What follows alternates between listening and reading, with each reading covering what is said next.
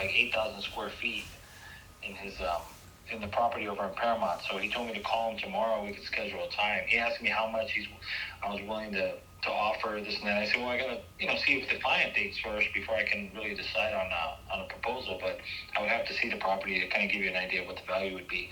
So I asked him a couple of questions. So he wants me to call him tomorrow. It'd be good if you were on the phone just to kind of with me to kind of get that locked in so we can go down there. Yeah, I'll be here, man. I'll be here at the office. We'll get some comps together for him, and we'll go down there and meet him same day. Mm-hmm. Lock it up. Mm-hmm.